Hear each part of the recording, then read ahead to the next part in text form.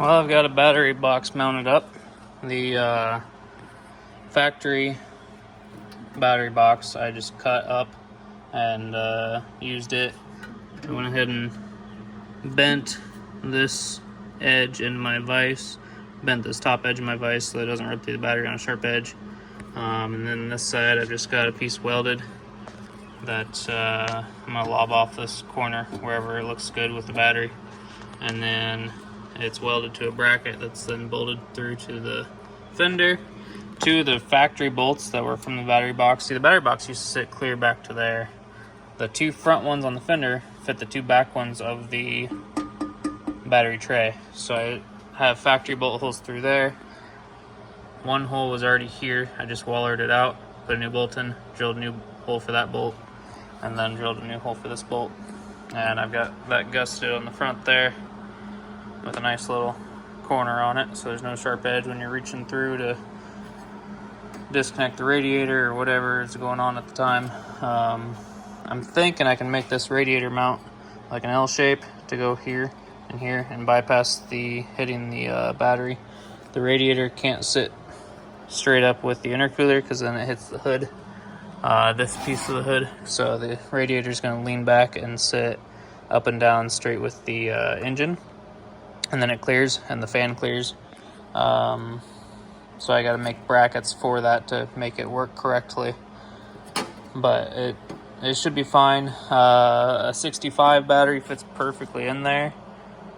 But I'm going to have to get I think a 24 might be what I need. Whatever it is I need a positive this side, negative this side on that side of the battery so it doesn't rub through on the coolant tube. So it clears that, except that when you set that battery in there and set the negative to this side, it sits right underneath and it just kind of touches. Whereas if you set the positive over here and the negative over here, that's great, but then my battery leads don't reach, which I could always lengthen my battery leads, and I have to anyway. But I'd prefer the positive be over there, just so the cluster of wires coming from it can kind of just like go down through here or up inside here.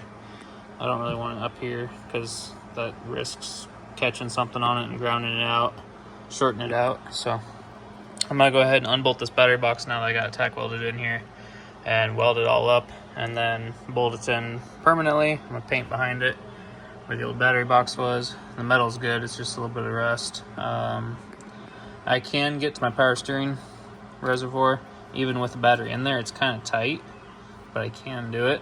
And I think I can get to it from the back side too. Yeah, I could get to it from the side over there pretty easily. Filling it, I'll have to use a funnel, but so what? It's not that big a deal. Yeah, so I'm gonna get this out and weld it up, and I think it'll even clear my fan shroud. I better, because I'm done. I guess I could always trim the fan shroud if I have to, but I'm pretty sure it'll clear the fan shroud because it clears this. So yeah, we should be good. Anyhow, for now, that's what I got figured out. It's kind of tucked in there really tight. The intercooler tube goes below it. It does not rub it. It doesn't rub the fender either when it sits just right, so that's good. This one doesn't rub the fender as well. It's got like a finger width in there. It will kind of suck to change, just pull this tube, but not really, because it should disconnect here, disconnect down there, and it should pull straight out the back. We got plenty of room on most everything else, so there's really no other spot for a battery unless I cut out the fenders, because over here I could have put a battery here, but then I've got an intake filter to worry about, and I've got a coolant temp, my coolant hose. That shouldn't have mattered.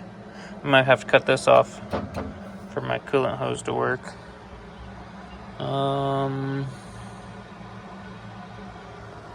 What else? I feel like there was something else. Oh, I could have put it back here.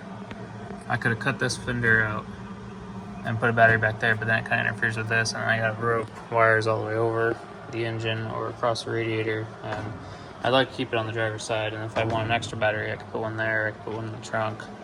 I could put one underneath the floor in the driver's floor pan. There's a little bit of room there, but I really don't want to expose the elements either, so I think this is my best bet for now.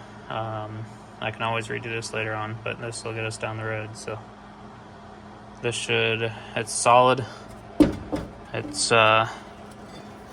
It pulls on that fender a little bit, but I'm pushing down a lot more than a battery will push down, and the battery will be stationary. So I just got to make some sort of hold down clamp, whether it be like some sort of strap that goes over the top of the whole thing, or some sort of clamp that goes down the side like the GMs. I really don't want to do that style because I just don't like doing that style.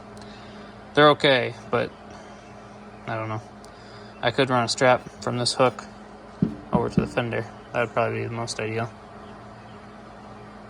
So for now, that's what we got going on.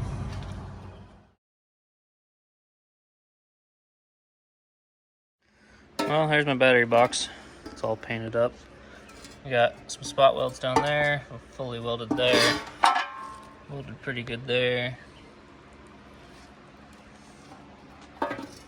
Should turn out pretty decent. I think it'll hold up pretty good. It's not gusseted going this way at all, but I think it'll be okay. So if not, we'll build another one in the future. So the screws that hold on the battery box from factory are those right there.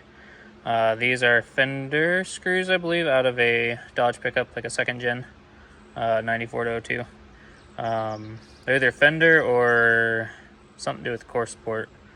But I had these laying around, and I'm just gonna put them in because they're bigger and they start out really small. So they should thread right in, and I shouldn't have any problems with them not holding. Well, I ain't for sure if this is gonna work, but the throttle cable is not long enough to reach the firewall of the car by a couple of inches almost. And so what I've done here is I've taken some conduit piping. I don't know if it's 3/4 or half. I think it's 3/4 conduit. And I hammered it into a square with my hammer. And then I deburred the inside of it and deburred the outside of it. Stuck it through a hole in the firewall that I drilled. And it's kind of a tight fit. And then on the inside, I measured and cut for where the end of it needed to be. And now I'm going to stick this through. That square portion of that original throttle cable will fit in the end of this and hold snug.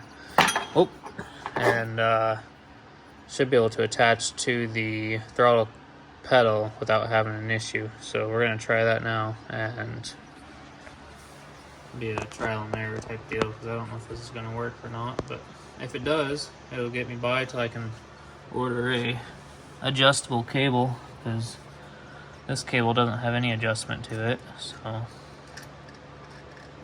it just goes on there like so, and you can pull the end of it out.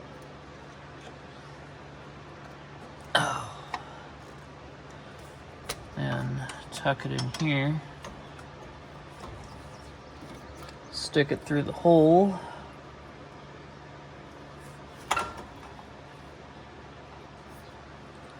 Okay, so that clears the pedal assembly now that I cut that washer off.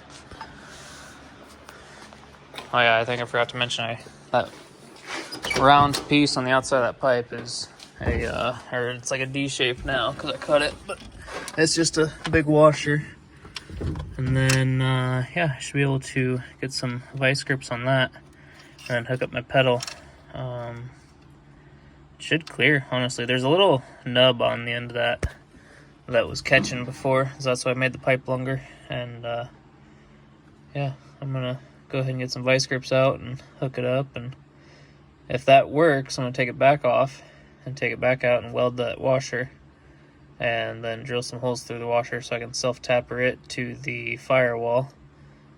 And then if it does not work, I will be trying to figure something else out. So honestly, I shouldn't have to self-tapper it. I might just glue it with some silicone or something, because there's no pressure on it one way or the other. So I do need to weld that washer to the conduit though.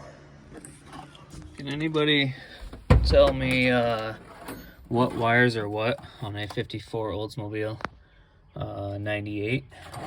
I've got wires coming out of the column that are blue, green, white, and orange going into this connector, a yellow one going into this connector, and a red one going to a red one. The red one seems to be constant power key on, I think it was. I'll double check here. Nope, it's just constant power. I turn the switch on. I've got a weak right hand signal, so if I can test for power at each one of these before I turn on any signals. I've got power at the orange, I've got power at the green, and I've got power at the white. When I go to turn on my left-hand turn signal, which works just fine, I've got a flash on orange,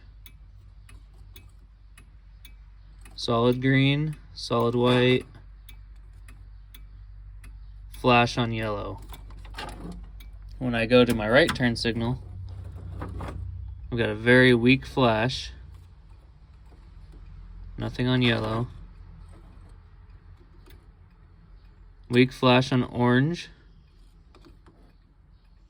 flash on blue, flash on green, and nothing, or just solid on white.